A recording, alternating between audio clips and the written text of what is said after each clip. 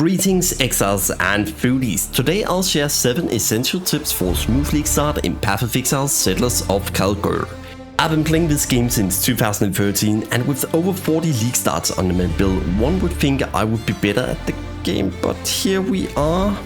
Okay, we all have bad days, okay? Anyways, over the years I've picked up a few tips and tricks that I will share with you today. So regardless if you're a veteran, you're a beginner, I really hope these can help you out, and if I miss your favorite tip, make sure to drop it in the comments down below to help your fellow exiles. And if you at any point find any of these tips helpful, make sure to subscribe. It will help me out a ton for my goal of reaching 1000 subscribers this league. I'll be posting a ton of my favorite resource links in the description, so make sure to check them out, and I'll mention throughout this guide I use for if I mention anything specific. So stay tuned. Now let's make sure your league start is as smooth as a Varlop rolling down a hill.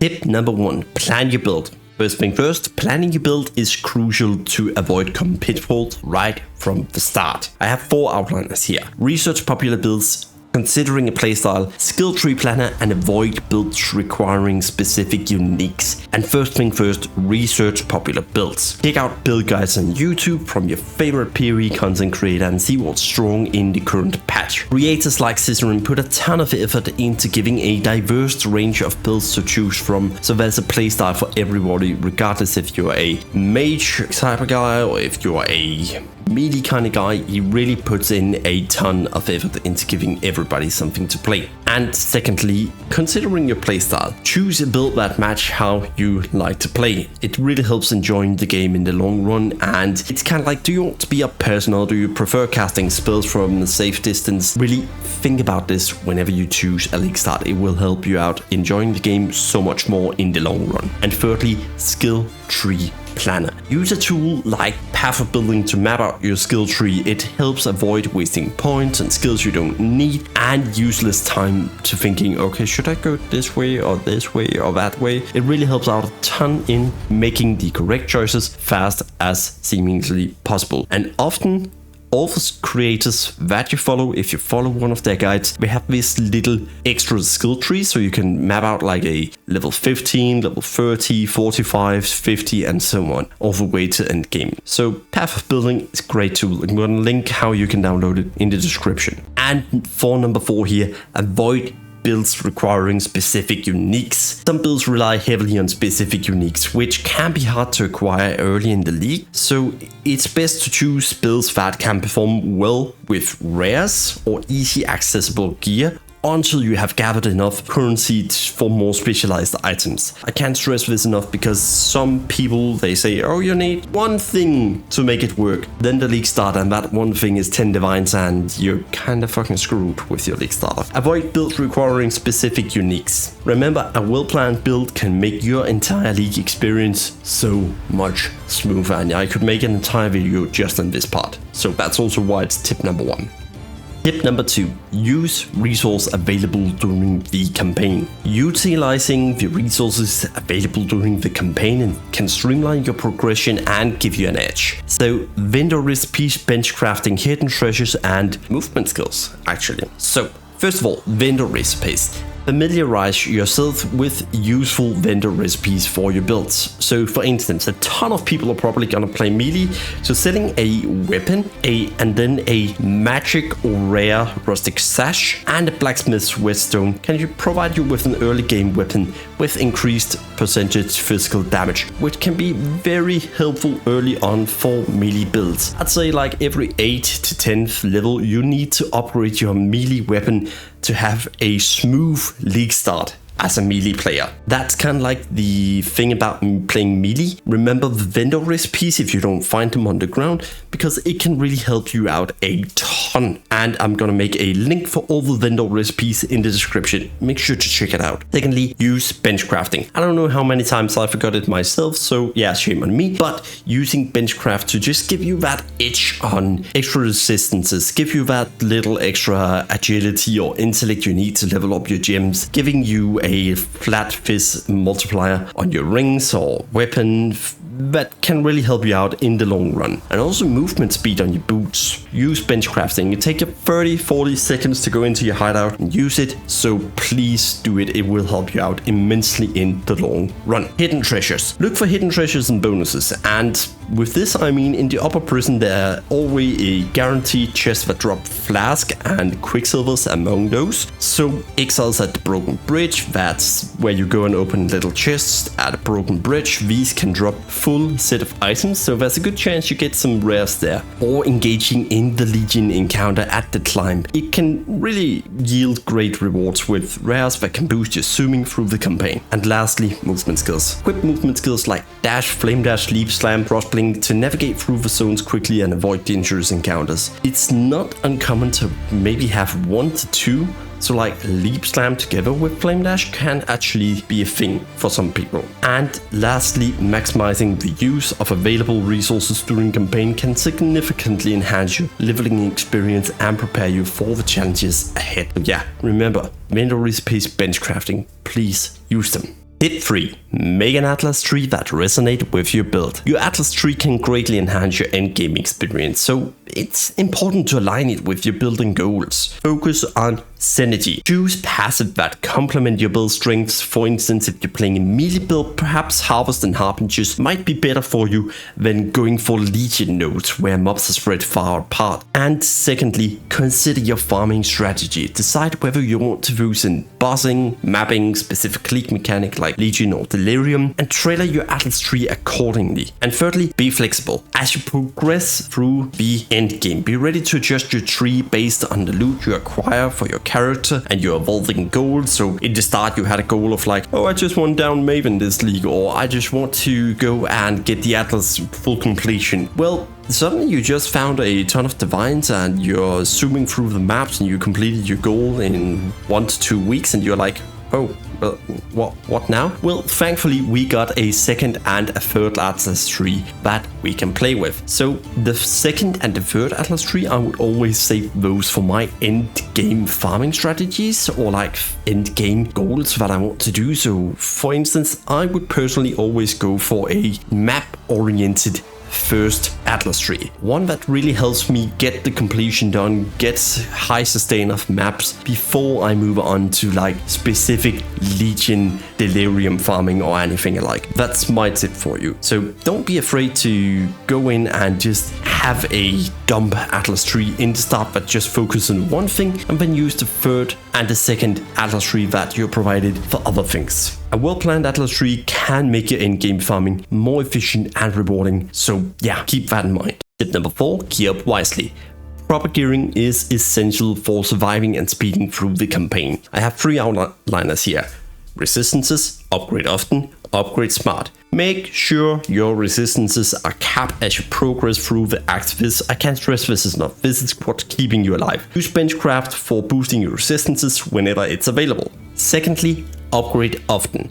Replace your gear often to keep up with increasing difficulty. It could be a new weapon as a melee player. It could be a better pair of boots that give you 20% movement speed over a 10% movement speed. And more importantly, remember, having the correct links and just bench craft a resistance onto them can often be much better than having a 30 life and a few couple of resistances. Proper gearing with the correct links and then just bench craft resistances. This is one of the most important things you can have during leveling. Thirdly, and this is mostly for whenever you hit maps, upgrade smart. And I know this sounds very intuitive, but it's a pitfall I've fallen into a few times, and I hope I can prevent others from doing the same. If you buy an item for 4 divines, as an example, it could be an unnatural instinct. Sometimes you could instead have bought 4 items for 1 divine each, and the 4 items would actually have been so much better for your build in the total than that 1 little item costing 4 divines. The 4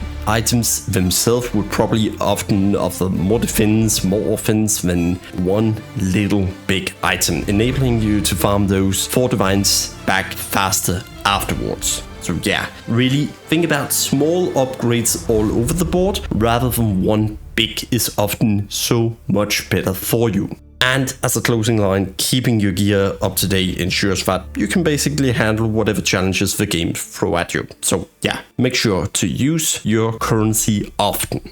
Tip number 5, be wary of bait builds.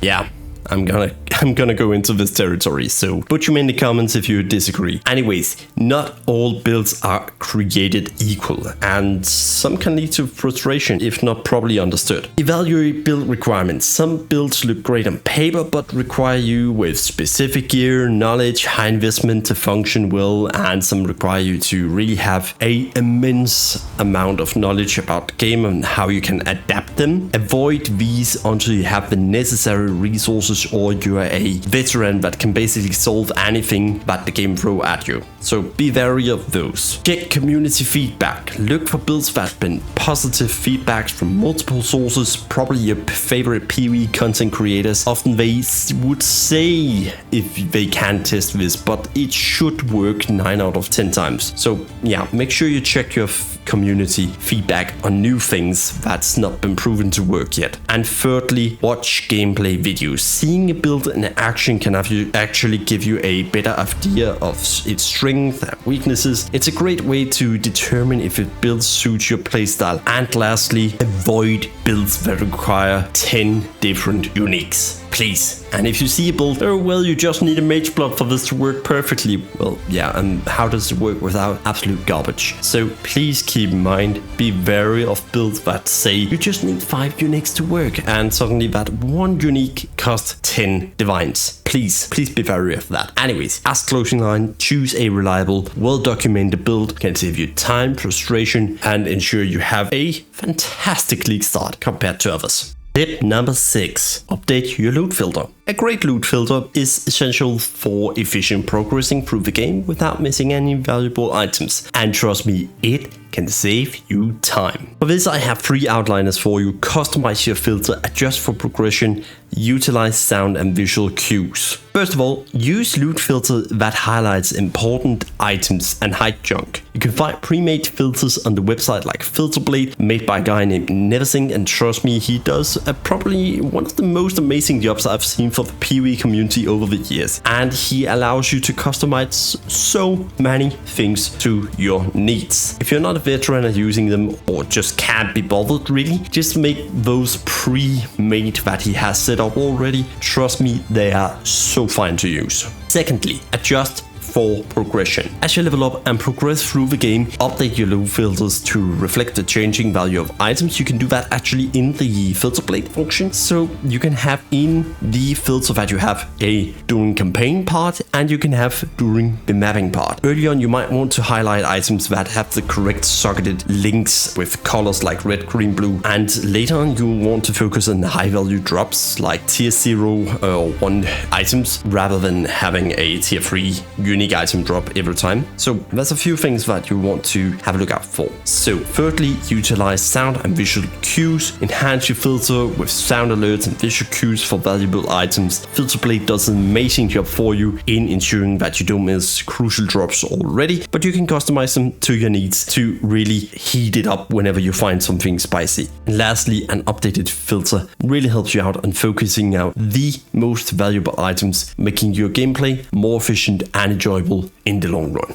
And for the final tip number 7, manage your stash efficiently. Efficient stash management can really save you time and help you stay organized, especially during a league start. Keep a dumped tab. Use the affinity system for your tabs. Regularly clean them up. Those are my 3 outliners here. So firstly, have a dedicated dump tab for items you pick up during your maps and everything, and just toss them in and you can sort them later, kinda. But speaking of sorting, if you use the affinity system and you have the premium tabs available, things like map tab, essences, fragments, everything, it really smoothens out all your dumping items, currency, div cards and so on if you have them. So basically it helps speed everything up. And in 3.25 POE, we introduced a dump all stacks feature. So if you made a trade where you get 5 stacks of Chaos Orb or Alchemy Orbs or anything you like, I believe it's Control Shift on an item, and you can actually dump like 5 Chaos Orb stacks directly into your inventory, or vice versa, from your inventory into your currency stash tab. Basically fills up how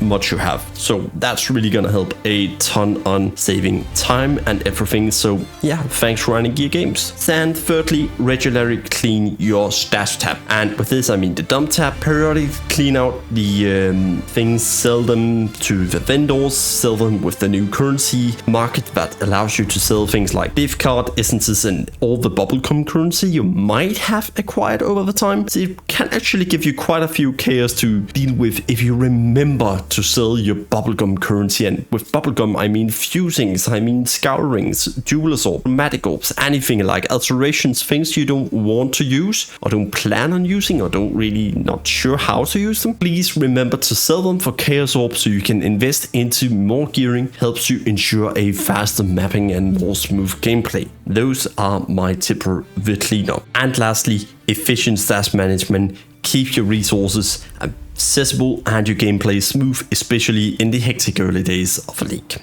And there you have it, Exiles. 7 essential tips from me to help you ensure you have a great league start in Path of Exile Settlers of Calgary. I really hope you found these tips helpful, and don't forget to subscribe or like and hit the bell icon for more POE content if you find any of these tips helpful. Good luck and may drops be in your favor. Peace out, Exiles.